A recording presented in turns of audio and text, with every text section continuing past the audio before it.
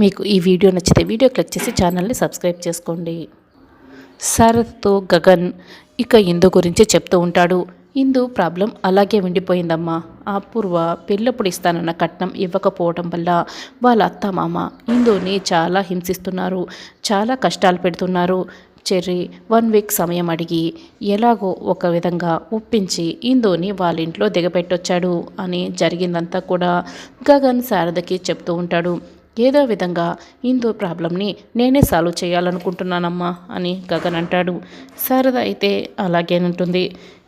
ఇందు, సౌందర్య, వెంకటేష్ దారిలో నడుస్తూ వెళ్తూ ఉంటారు.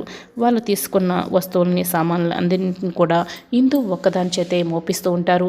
ఇందు వాటిని మోయలేక ఒక చేత్తో బ్యాగ్, ఇంకో చేతిలో ఇంకొన్ని వస్తువులు, ఇంకా కొన్ని వస్తువుల్ని తలపైన పెట్టుకొని మరి మోయలేక ఎండలో నడిచి ఆయాసపడుతూ వస్తూ ఉంటుంది.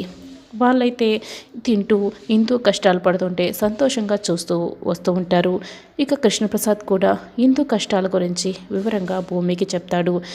ఇందు నాకు నా మేనత్త కూతురు అవుతుంది. తనకి కష్టం వస్తే నాకు కష్టం వచ్చినట్లే, రండి నేను నాన్నతో మాట్లాడతాను అని భూమి చెప్తుంది.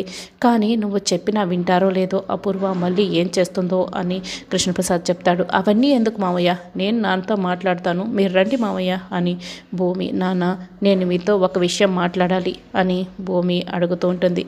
అక్కడే ఇక బిందు, బామ్మ కూడా నిల్చొని ఉంటారు. అప్పుడే అపూర్వ అక్కడికి వస్తుంది. ఏదో మాట్లాడాలి అని భూమి అంటూ ఉంటుంది. అపూర్వ అయితే కోపంగా భూమి వైపే చూస్తూ ఉంటుంది.